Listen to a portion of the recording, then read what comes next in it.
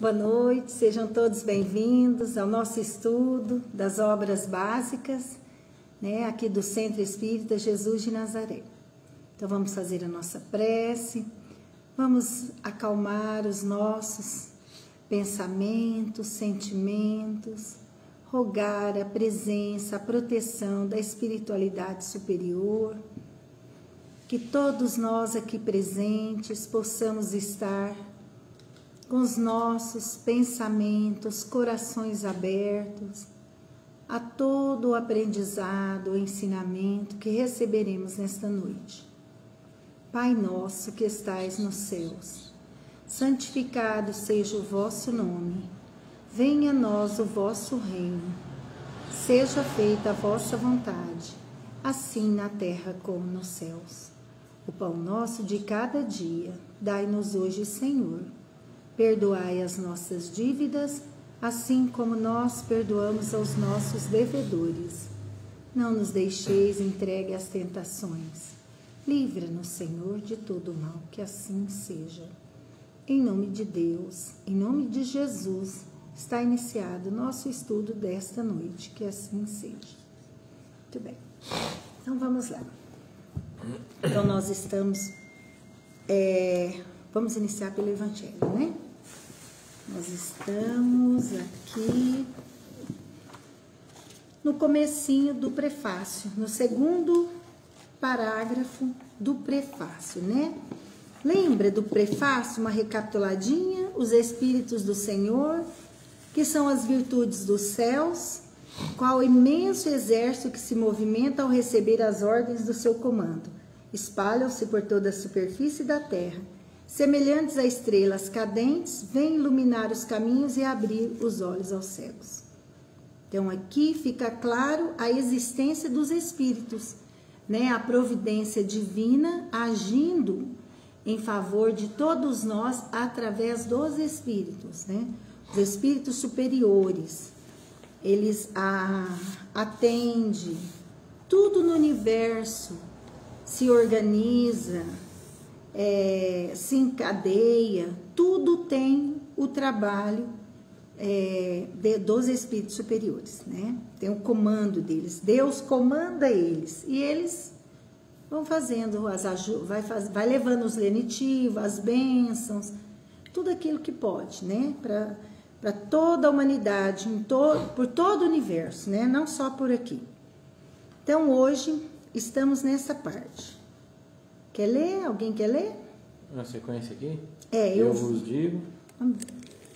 vos digo, em verdade, são chegados os tempos em que todas as coisas devem ser restabelecidas em seu sentido verdadeiro para dissipar as trevas, confundir os orgulhosos e glorificar os justos. Aí, o que a gente pode entender desse trechinho aqui?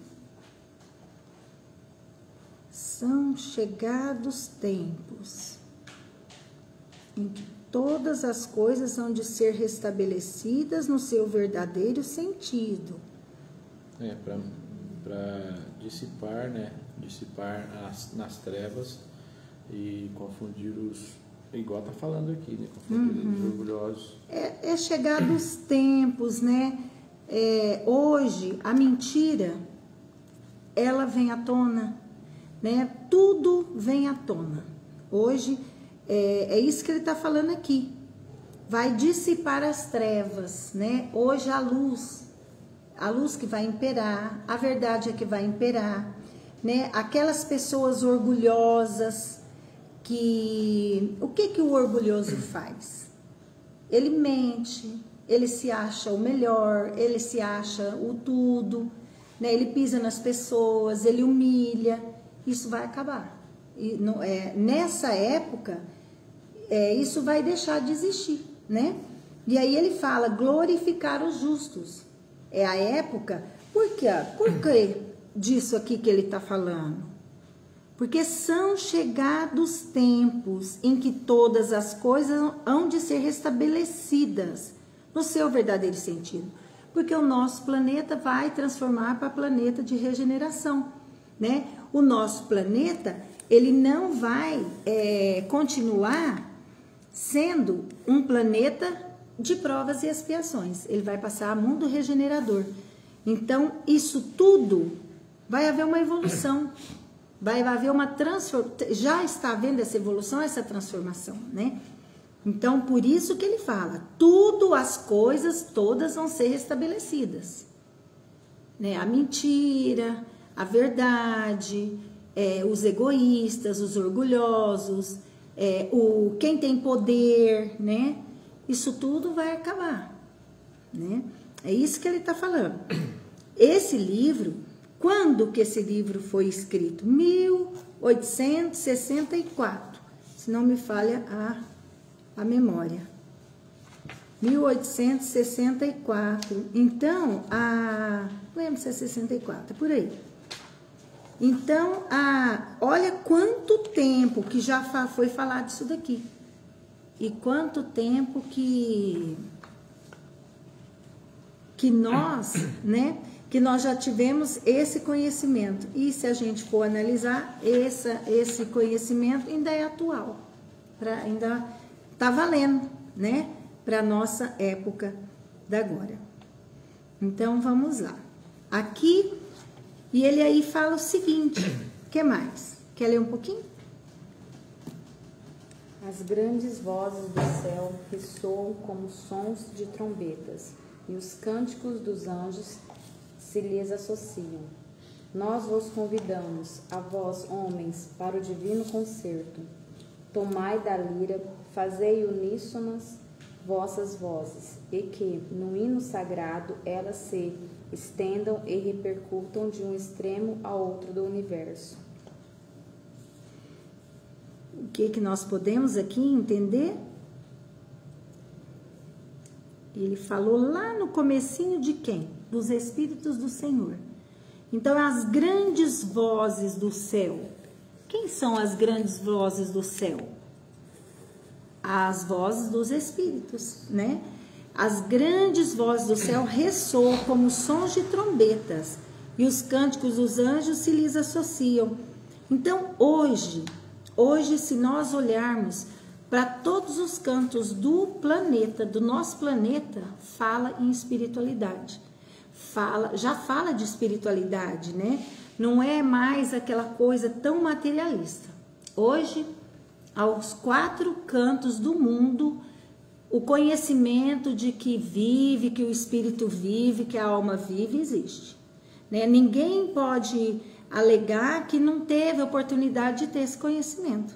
Então ele fala, as grandes vozes do céu ressoam como sons de trombeta.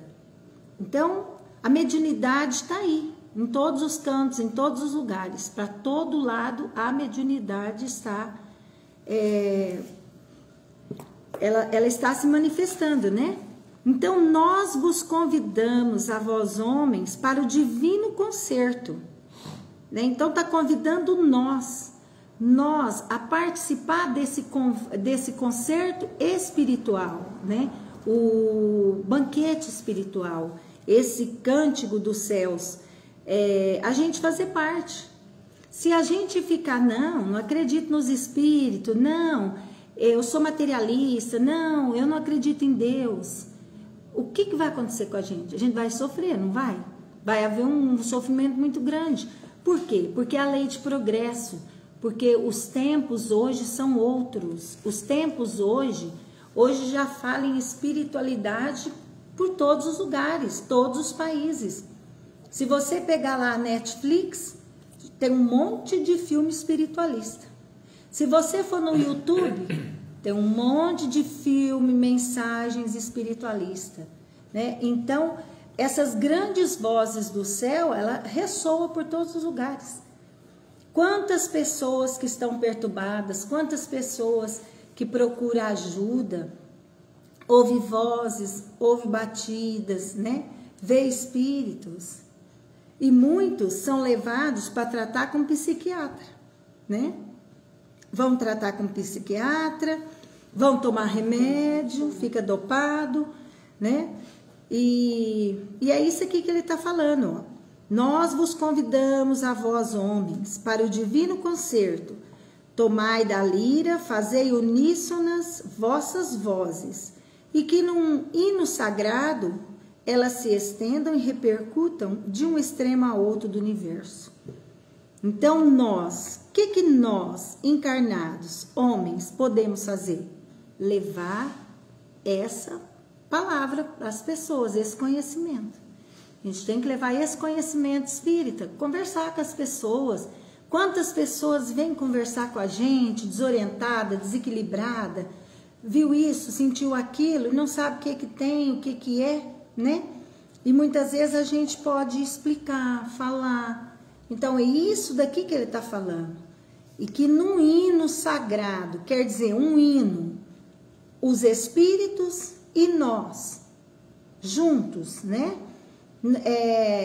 Vai repercutir de um extremo ao outro do universo. Então, vai falar que o espírito vive, vai falar do progresso, vai falar que a gente tem que se esforçar, tem que se transformar, tem que mudar. Então, é isso que a gente tem que levar para as pessoas. Essa é a nossa fala, que é a fala dos espíritos, né? O que mais? Quer ler? Quer ler, Germano? Vou ler. Lê, então. Homens, irmãos a quem amamos, estamos junto de vós. Amai-vos também uns aos outros e dizei do fundo do vosso coração, fazendo as vontades do Pai que está no céu. Senhor, Senhor, e podereis entrar no reino dos céus. Olha só. Então, vamos de pedacinho. Vão clamando aqui, né? Isso. O que ele está falando, João? Homens, irmãos. Quer dizer, toda a família humana, toda a família do universo, né? Mas aqui especificamente ele está falando de nós aqui, terráqueos, né? Uhum. Aqui estamos juntos de vós, quer dizer, nós estamos aqui, estamos vivos. Vocês são médiums, têm a intuição, a gente pode estar junto de vocês, intuindo, ajudando, né? Ou alguém trazendo uma ajuda para vocês através de alguém, né? Alguém é enviado para conversar com a gente. Às vezes a gente não está bem, não está legal. Alguém é enviado, um amigo, uma pessoa para nos ajudar, né? Então é isso que ele fala. Irmãos a quem amamos, aqui estamos junto de vós. Então os bons espíritos, os espíritos do bem, né? Que são os encarregados da organização do universo e de tudo, de Deus, está aí por todos os lugares para nos ajudar. Basta a gente querer, né? Eu quero um espírito bom para me ajudar. Então você tem que ser um bom espírito para que eles possam vir até você. Ah, como que eu posso ter um bom espírito se eu sou ruim, se eu sou mal, se eu faço mal, se eu falo mal, se eu penso mal? É difícil, né? Não tem como um espírito bom estar ligado com a gente.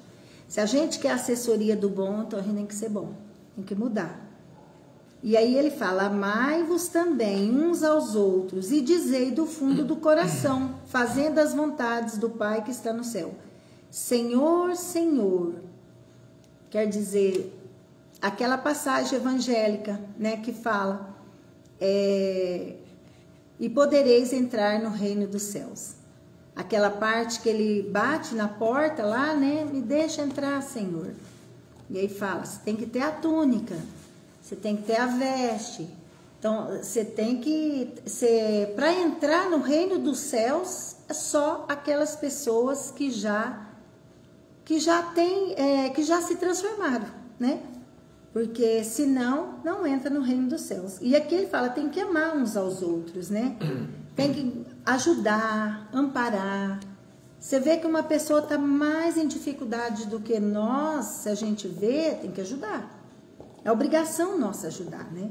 Se a gente não ajuda, é uma oportunidade que perde. É uma oportunidade de fortificar o nosso espírito. Olha para vocês verem, aquela mulher que estava precisando das roupas lá. Um pinguinho de roupa. Né? Quase nada de roupa nós levamos para a mulher. Se vocês verem a felicidade, né, Germano? Mas a mulher ficou feliz? Feliz. Ela não parava de falar obrigado. A filha falou obrigado, acho que umas 10 vezes. Me ligou depois mais um monte de vezes. Então, assim, uma coisinha de nada, né?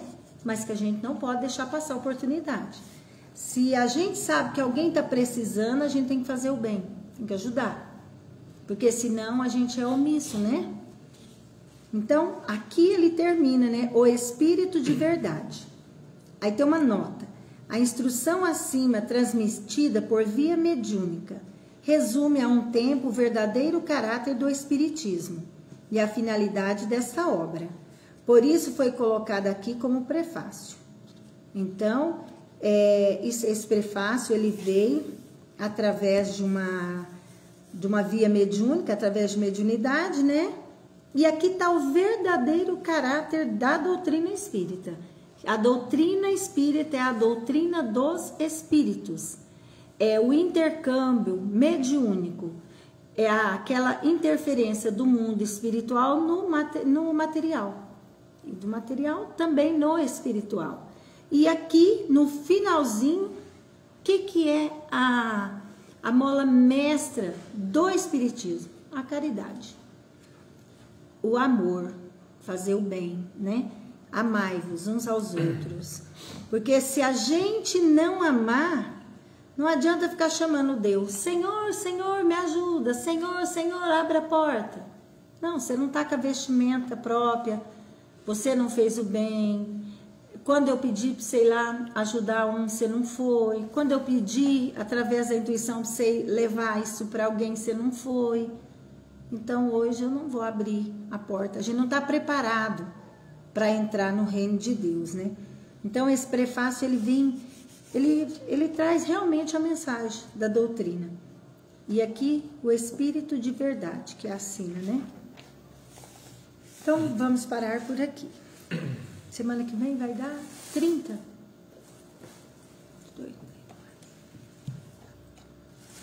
Acho que 29, né? 29, né? Por aí, né? A dúvida. 29. Isso. Vamos para o livro dos Espíritos. Então, vamos lá. É bem no começo, né? Nós estamos estudando. Lembra que a gente está estudando, agora nós começamos na introdução, a parte 1, que veio explicando para nós os vocábulos espiritual, espiritualista, espiritualismo. E fala, isso são doutrinas que acreditam na sobrevivência da alma, do espírito, né? Só que aí o espiritismo tem uma nomenclatura diferente. Espírita, espiritista, espiritismo, né? Só que as pessoas não sabem disso. Mistura tudo, né? Mas tá bom, devagar, conforme se todo mundo fosse lendo e estudando, ia mudando, né? Ia aprendendo. Então aí, agora, nós vamos agora passar... Aqui, ele fala assim no final, filosofia espiritualista, né? Mas isso aí nós já vimos na semana passada. Hoje é o capítulo 2º. Quem vai ler? Quer ler quem? Tá. Aqui. A instrução dos Espíritos aqui? É o livro dos Espíritos? Isso, a instrução. Aí tem um pontinho 1, o capítulo 2. Aí a gente vai agora aqui. No 1 Peraí. é no 2. É livro dos Espíritos? É a introdução. É no 2, no item 2. Fala assim, a outra palavra acerca... Vira porque é bastante coisa que já leu. Tá do outro lado. No pontinho 2. No item 2, assim, ó. Aqui tá diferente. Show, João? É esse aqui, ó.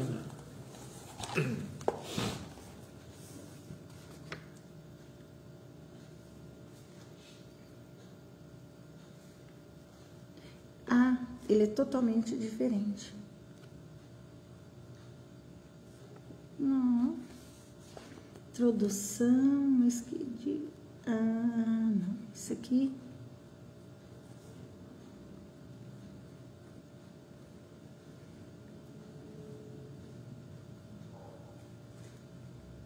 É de Herculano Pires, o seu também?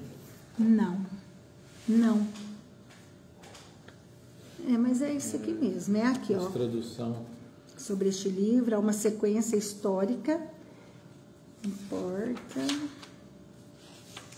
Há uma sequência histórica. Quando o mundo se preparava, não. Totalmente diferente. Peraí. Nossa, até parece que nem é. Não é esse, não, isso não é. É livro dos Espíritos. Espera, deixa eu dar uma olhada. Tem que estar aqui.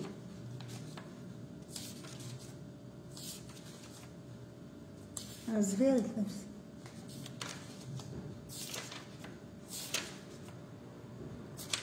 Essa introdução é do Herculano. Isso aqui foi uma visão dele. Essa aí, segunda aí nesse 2, a alma. Entendi. Foi tipo uma... Ele fez uma introdução. Ele quis fazer uma introdução à parte dele. É isso mesmo. Então é aí, ó. A outra palavra acerca... Ok? Vai ler? Quer que eu leia? Deixa eu só falar um boa noite. Boa noite, meninas. Anair, Bruna, Helenice, Fátima. No outro dia, a Heloísa estava aqui, eu não vi. Ai, o que eu aprontei? Fiz alguma coisa aqui. Aí, estavam aqui, boa noite, tá? A todos que estiverem e que não estou vendo. Sejam bem-vindos. Aí, vamos continuar então. A outra palavra acerca da qual importa igualmente que todos se entendam, por constituir um dos fechos de abóbada de toda doutrina moral e ser objeto de inúmeras controvérsias. A míngua de uma acepção bem determinada é a palavra alma. A divergência de opiniões sobre a natureza da alma provém da aplicação particular que cada um dá a esse termo. Uma língua perfeita em que cada ideia fosse expressa por um termo próprio evitaria muitas discussões.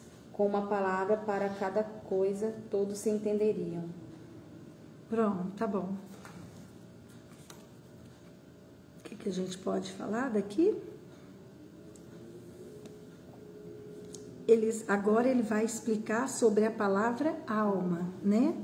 Lembra que na semana passada falou sobre essa palavra, né, João? A diferença, né, da alma do espírito. Isso, é o que ele fala aqui. No português, uma palavra tem vários significados, né? Então, fica complicado, fica difícil, porque para uns é uma coisa, para outros é outra coisa, né? Se fosse um significado de uma palavra só, era bem fácil. Mas é isso que ele está dizendo. Mas vamos continuar. Vamos continuar. Segundo uns, a alma é o princípio da vida material orgânica. Não tem existência própria e se aniquila com a vida. É o materialismo puro. Neste sentido, e por comparação, diz-se de um instrumento rachado que nenhum som mais emite. Não tem alma. De conformidade com essa opinião, a alma seria efeito e não causa. Então, vamos parar. Aqui, ele já vem falar de uma teoria da alma, que é o do materialismo. Que a alma é o princípio da vida material orgânica, né? Então, o que é o princípio da vida material orgânica? Vamos pensar no quê? Na madeira, né? Numa madeira. Ele vai explicar mais adiante falando sobre isso. Então, não tem existência própria e se aniquila com a vida, né? E ele fala aqui, o materialismo puro. Então, ele fala ali, disse de um instrumento rachado, que nenhum som mais emite. Não tem alma. No materialismo, é isso daqui que eles falam, né?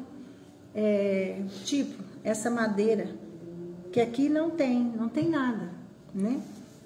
É o materialismo puro.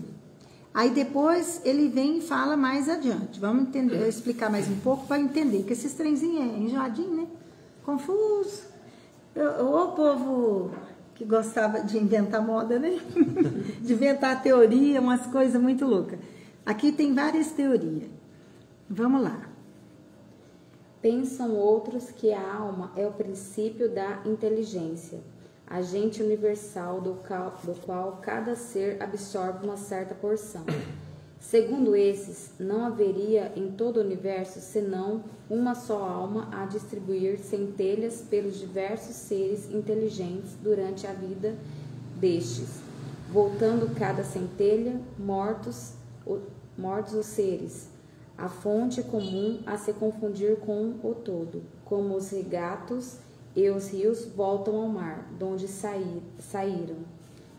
Essa opinião difere da precedente em que, nesta hipótese, não há em que nós somente matéria, subsistindo alguma coisa após a morte, mas é quase como se nada subsistisse, porquanto destituídos de individualidade. Não mais teríamos consciência de nós mesmos. Dentro dessa opinião, a alma universal seria Deus, e cada ser um fragmento da divindade, simples variante do panteísmo.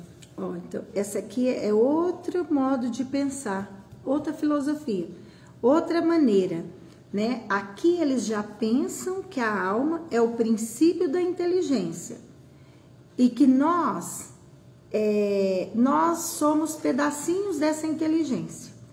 Quando a gente morrer, a gente volta para o todo, que é Deus. Então, é o que ele fala aqui, a gente não tem individualidade, a gente não tem consciência. Hoje a gente está aqui, a gente saiu de Deus, né, um pedacinho, cada um de nós, e depois a gente volta. Então, essa é uma filosofia que fala do panteísmo, que é assim, tudo é de Deus, tudo sai de Deus, tudo retorna para Deus. A gente fica dentro dele, então a gente não tem individualidade, não tem nada, morreu, acabou, né? Então, é uma variante do panteísmo. Vamos ver mais. Acho que já podemos, porque a gente tem que seguir, não, mas aí vai ficar perdido, né? Vamos terminar isso. Vamos lá. Segundo outros, finalmente, a alma é um ser moral, distinto, independente da matéria, e que se conserva sua individualidade após a morte. Esta acepção é sem contradita a mais geral, porque debaixo de um nome ou de outro, a ideia desse ser que sobrevive ao corpo se encontra no estado de crença instintiva, não derivada de ensino, entre todos os povos, qualquer que seja o grau de civilização de cada um. Essa doutrina, segundo a qual a alma é causa e não efeito, é a dos espiritualistas. Aqui já vê diferente. Ele é um ser moral, distinto, independente da matéria. E que quando desencarnar, ele vai conservar a sua individualidade. Aqui, e outra coisa que ele fala aqui, que tem mais nesse tipo, né, de pensamento. O seu estado de crença é instintiva e não derivada de ensinamento.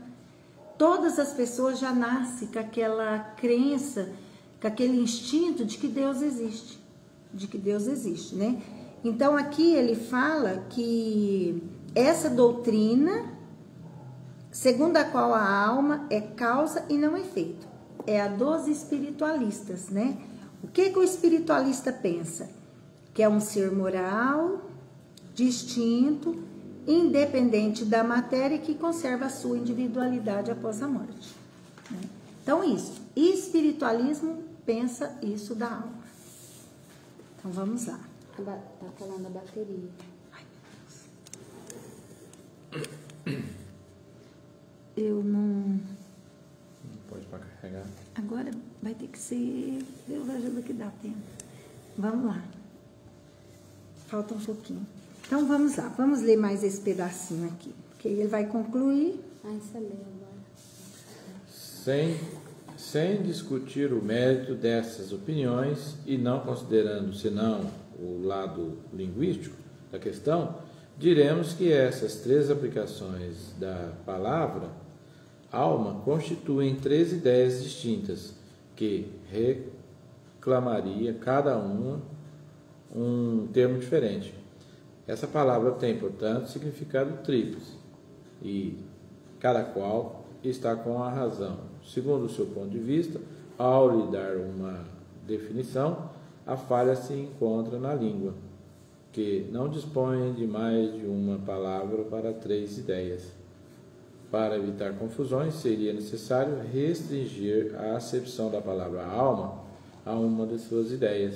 Escolher esta ou aquela é indiferente, simples questão de convenção, e o que importa é esclarecer. Pensamos que o mais lógico é tomá-la na sua significação mais vulgar, e por isso chamamos alma ao ser imaterial e individual que existe em nós e sobrevive ao corpo, ainda que este ser não existe e não fosse mais que um produto de imaginação, seria necessário um termo para designá-lo. Na falta de uma palavra especial para cada uma das 2 outras ideias, chamaremos princípio vital o princípio da vida material e orgânica, seja qual for a sua fonte, que é comum a todos os seres vivos, desde as plantas aos homens. A vida, podendo existir sem faculdade de pensar, o princípio vital é coisa distinta e independente. A palavra vitalidade não daria a mesma ideia. Para uns, o princípio vital é a propriedade da matéria, um efeito que se produz quando a matéria se encontra em dadas circunstâncias. Segundo outros, essa ideia é mais comum e ele se encontra num fluido especial, universalmente espalhado, do qual cada ser observa e assimila uma parte durante a vida, como veremos os corpos inertes absorverem a luz. Vamos parar por aqui? Vamos deixar para a gente estudar isso daqui na próxima semana. O que é que essa parte de cima falou? Falou que aqui tem 3 ideias diferentes de alma, que a gente viu. A do materialismo puro, né? A do panteísmo e a do espiritualismo, né? Uma palavra só, tem 3 definições. Então, ele está falando aqui que se tivesse uma outra palavra para explicar cada um desses seria melhor, mas não tem, né? Então, ele fala que alma, o que fica definido? Alma é ao ser imaterial e individual que em nós reside e sobrevive ao corpo. É o espírito, né? E agora, agora ele vai explicar outras coisas da alma, que fala de princípio vital, vai falar de fluido vital, magnético, nervoso. Vamos deixar isso para a próxima semana, né? Vamos ficar aqui, vamos parar aqui no princípio vital, no comecinho aqui, ó, tá? Mas já deu para entender. Deu para entender que a alma pode ser uma definição que morreu, acabou no materialismo. No panteísmo já é diferente. No panteísmo, Deus é o todo, a gente é parte do todo, morreu, volta para o todo. Panteísmo. E no espiritualismo, não. O espiritualismo tem a individualidade, é um ser moral, distinto, que morreu, vive. Ele continua ali. Uma coisa que eu esqueci de falar na semana passada, sobre o livro dos médiuns. Aquela primeira palavrinha da aberturinha dele, Espiritismo Experimental.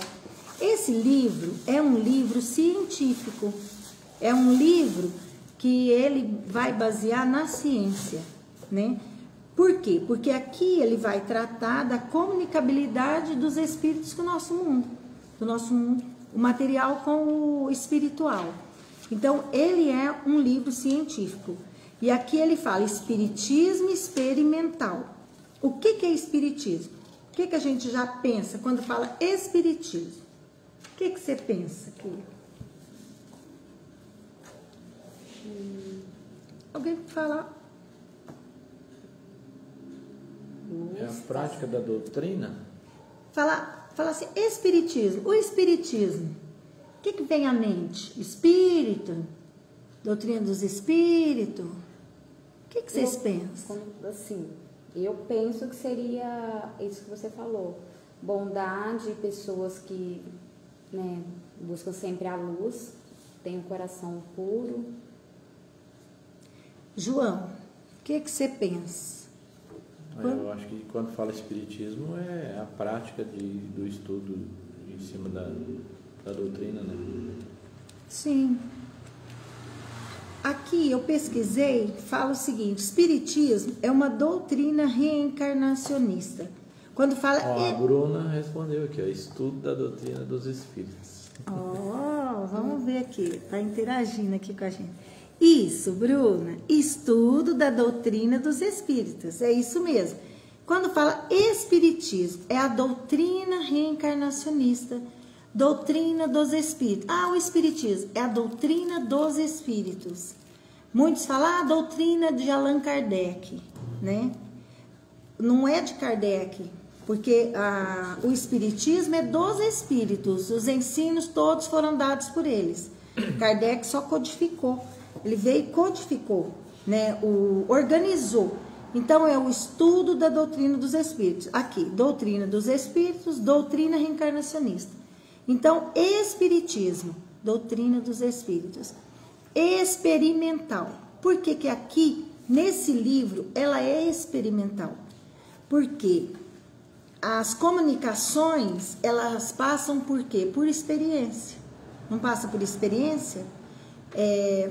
Pesquisa, experiência, por tudo isso. Então, ela é experimental, porque foi feito através de experiências práticas. Quando Allan Kardec recebeu os escritos do mundo todo, ele pegou todas aquelas mensagens, e foi estudando, e foi organizando com um método de estudo científico, né? Então, por isso que fala, esse livro, bem no primeira linha aqui, Espiritismo Experimental, é a doutrina dos espíritos científica, né? Experimental, por quê? Porque é feito através das experiências, das pesquisas, né? Isso aqui não é coisa só da cabeça, isso aqui teve pesquisa. Então, isso eu tinha visto, eu assisti depois, eu vi e falei, isso ficou para trás. Por isso que é bom depois, né? Nós paramos aqui no... no natural, né? Isso, foi no segundo parágrafo, né? Segundo parágrafo. Quem quer ler? Vamos ler devagar, para no ponto, depois no outro porque senão a gente se perde, né? Fica muito... Depois, às vezes, a gente perde alguma coisa. Quem quer ler? Essa é na introdução? Introdução no segundo parágrafo. Quer ler para nós? Esse aqui é o... Tá muito diferente também, mas eu vou ler então. Tá diferente? Aqui começa com muito natural e desejo. O desejo dos que se dedicam. É isso mesmo? Lê, vamos ver se dá. Muito natural o desejo dos que se dedicam ao espiritismo, de entrarem pessoalmente em comunicação com os espíritos. Isso, a mesma coisa.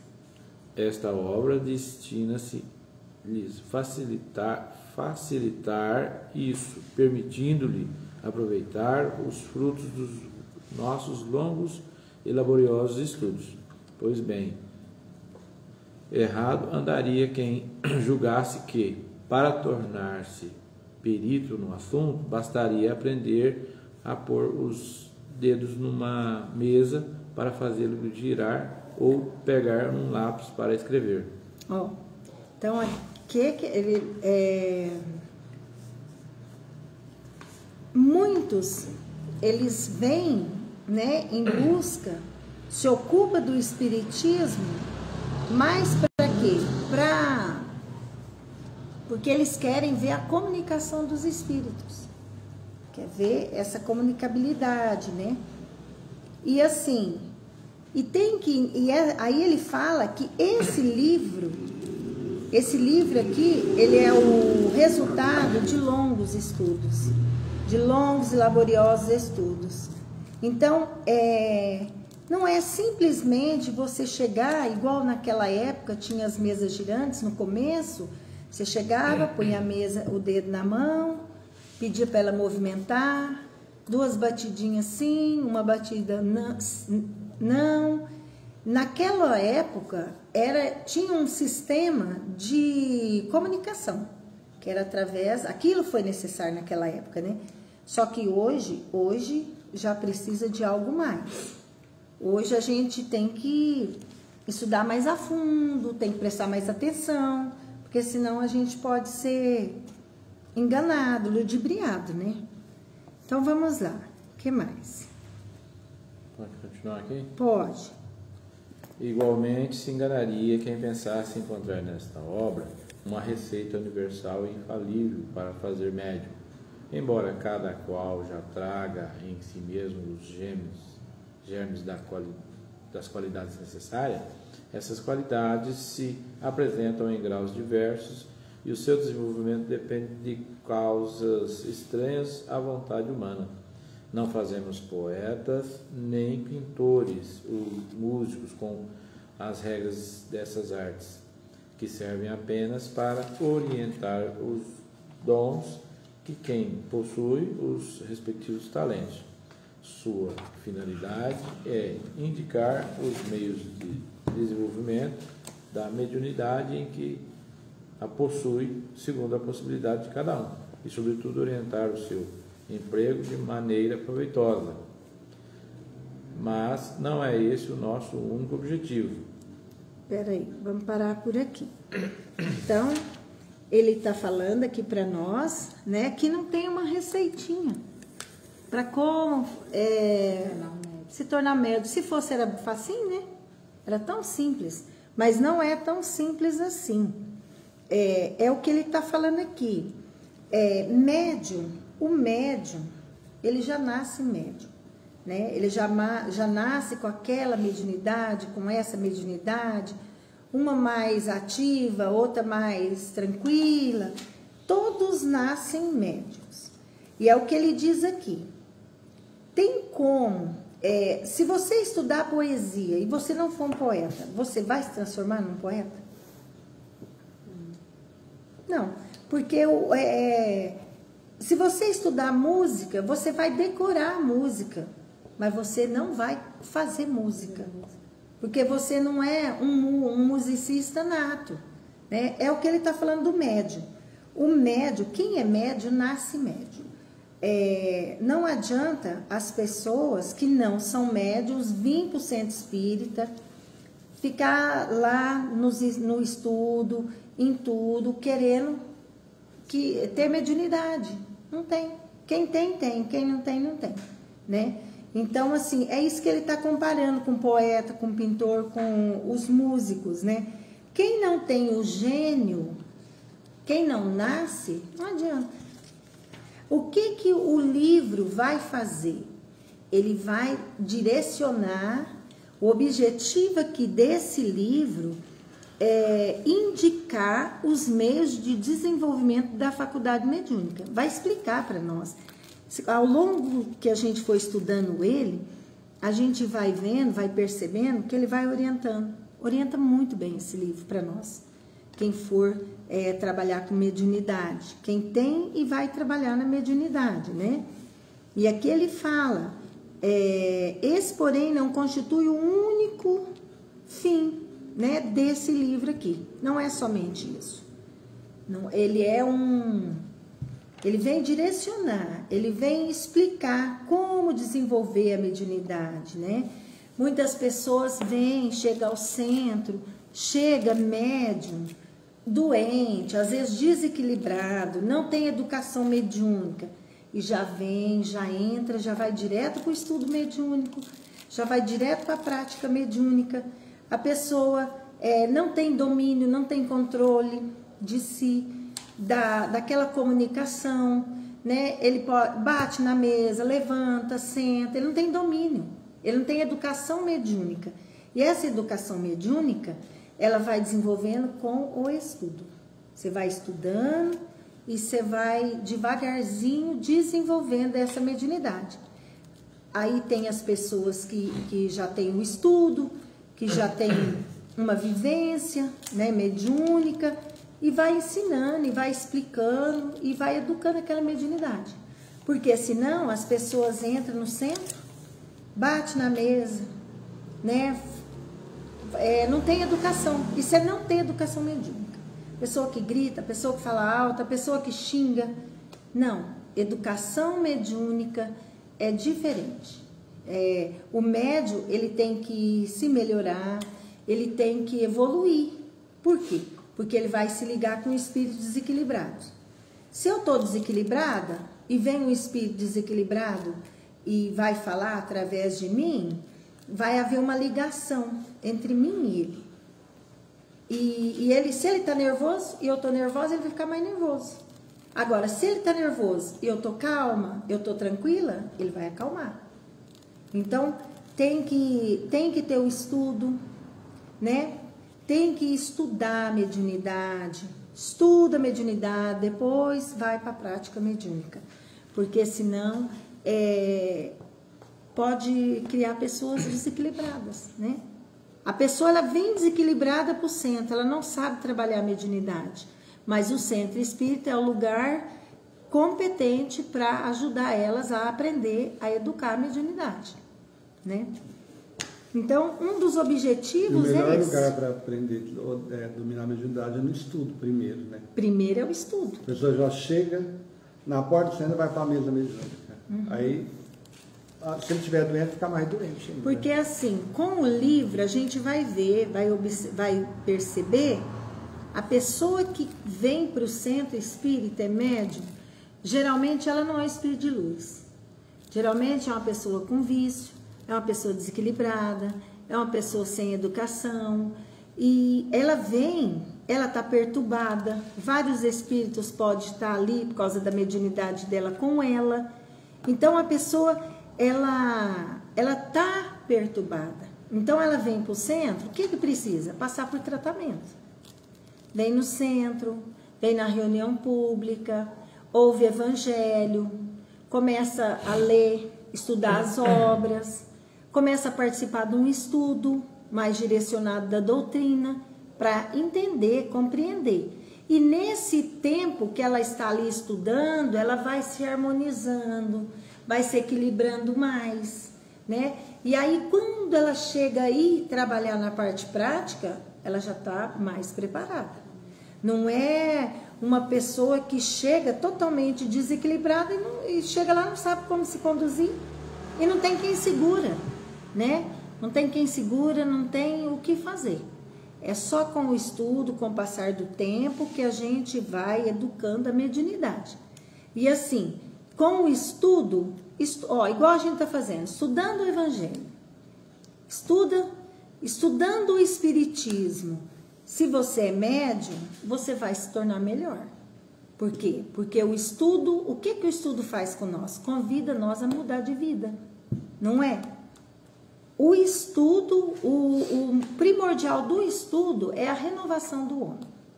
É a nossa renovação, é um convite à renovação. Então, quando a gente começa a se renovar, a se transformar, aí quando você já começa a receber os espíritos, você já está diferente. Você já está melhor, mais equilibrado, você já está mais serena, mais calma. Então, quando o espírito vem, ele se banha no seu fluido. Como eu disse, se eu estou nervosa, o espírito vai ficar pior. Mas se eu estou zen, se eu estou calma, o espírito vai se beneficiar comigo, com o meu fluido, naquela comunicação mediúnica. Então, a gente tem que melhorar. Melhora. Nós melhoramos, a gente vai ser um médium melhor, né? A gente tem que se qualificar, né? Vamos parar por aqui, né? Vamos passar para o próximo. Então, a gente precisa se... Acabou, não? Não, vou parar aqui. A gente tem que ir se qualificando e ser médiuns bons. Eu me lembro que quando eu comecei na mediunidade, né? A gente sempre achava que, ai meu Deus, pega esses espíritos, amarra eles, tira da minha casa, tá me perturbando. A gente pensa, a gente quer o concurso dos bons espíritos na nossa vida. Ah, eu quero um espírito de luz. Mas aí eu lembro de uma frase que eu nunca esqueci. Se você quer a assistência dos bons espíritos, seja um bom espírito. Então, se você quer a companhia deles, você tem que ser bom também. Porque eles não vão perder tempo.